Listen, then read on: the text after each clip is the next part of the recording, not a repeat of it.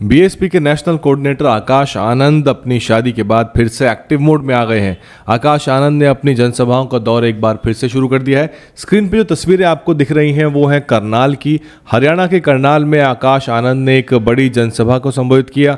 ये एकमात्र जनसभा नहीं है, इसके बाद आकाश आनंद 29 और 30 तारीख को राजस्थान में भी कई जनसभाओं को संबोधित करने वाले हैं। वो कहां कब होंगी उसका ब्यौरा हम आपको दे देंगे। इससे पहले भी आकाश आनंद देश भर के कई राज्यों में जनसभाओं को संबोधित कर चुके हैं। इसके अलावा वो कई बार पैदल यात्रा भी निकाल चुके हैं। मान्यवर कांशीराम के जन्म दिवस 15 मार्च के अवसर पर दिल्ली में उन्होंने करोल बाग से लेके गुरुद्वारा रकाबगंज रोड तक भी एक पैदल यात्रा निकाली थी। इसके अलावा अलवर में भी आकाश आनंद पैदल यात्रा निकाल चुके हैं। हरियाणा बीएसपी के आंकड़ों के हिसाब से एक अच्छा प्रदेश कहा जा सकता है। बीएसपी ने यहाँ पर कई बार विधायक जिताए हैं। अच्छा खासा प्रतिशत बसपा ने यहाँ पर हासिल किया है और बीएसपी उस प्रदर्शन को 2024 में दोहराना चाहेगी। हरियाणा के जो विधानसभा चुनाव होते हैं वो देश के लोकसभा के चुनाव के साथ होते हैं और ऐसे में बसपा जो है एक तरह से अपनी ज़मीनी तैयारियां गतिविधियां जो हैं वो तेज़ करना चाहती हैं।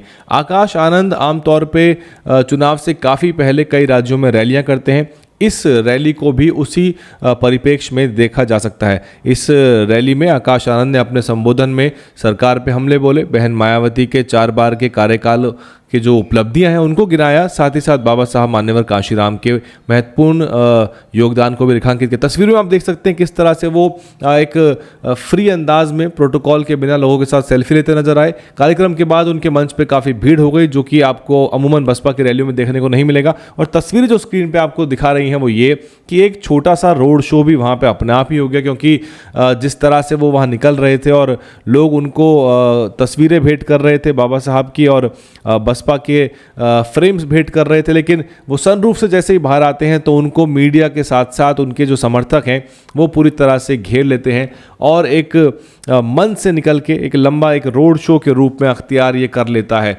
तो आकाश आनंद लोकप्रिय हैं, लेकिन बीएसपी को अपने व्यापक रणनीति पर भी काम करना होगा और चुनावी राज्यों में ध्यान देना भी बीएसपी के लिए बहुत महत्वपूर्ण है। उधर उत्तर प्रदेश में नगर निगम के चुनाव हैं, वहाँ भी चुनावी रैलियों की बहुत ज़बरदस्त दरकार है। हालांकि अभी तक वहाँ से कोई इस प्रकार की खबर आई नहीं है कि कोई चुनावी रैली होगी, लेकिन नगर निगम में अगर चुनावी रैली बहन मायावती की हो जाती हैं तो वो पूरी तरह से तस्वीर पलटने वाला होगा। बहरहाल हरियाणा जो है बीएसपी पिछली चुनावों में गठबंधन के तहत चुनाव मैदान में उतरी थी। बीएसपी ने इनेलो के साथ इंडियन नेशनल लोकदल के साथ गठबंधन किया था, लेकिन बाद में इंडियन नेशनल लोकदल जो पार्टी है उसके 2 हिस्से हो गए।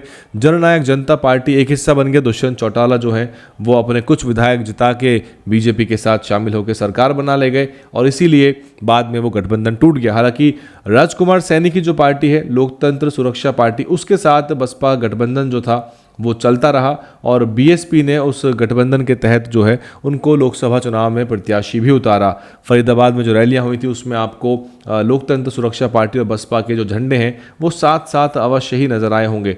तो ये बीएसपी के लिए हरियाणा एक प्रोडक्टिव राज्य रहा है। बसपा यहाँ पर कई बार अच्छे परफॉर्मेंस निकालती रही है। ऐसे में आकाश आनंद को एक व्यापक रणनीति तैयार करनी चाहिए और केवल 1-2 नहीं, बहुत सारी इस तरह की सभाएं होनी चाहिए। और जिस तरह से वो एक खुले अंदाज से लोगों को मिल रहे हैं तो एक रोड शो भी कर दिया जा सकता था इसके साथ। हालांकि रोड शो की अलग से परमिशन ली जाती, लेकिन रोड शो भी काफ़ी कारगर प्रचार का तरीका है और युवाओं को काफ़ी ज़्यादा एक तरह से अट्रैक्ट करता है। हरियाणा की अगर हम बात करें तो 2000 में हुए चुनाव में बसपा को 6% वोट मिला था और उसके बाद भी 3% वोट मिला, उसके बाद बसपा को 6% मिला, 4%। तो इस तरह से बसपा लगातार यहाँ पर अच्छा खासा वोट लेकर आती रही है। तो ये थी अपडेट आकाश आनंद की रैली की। दोबारा हाजिर होंगे आपके सामने और खबरें लेके। DNN हिंदी को सब्सक्राइब करने के लिए दबाएं लाल रंग का सब्सक्राइब बटन और घंटी का बटन दबाकर ऑल नोटिफिकेशन पर क्लिक करें।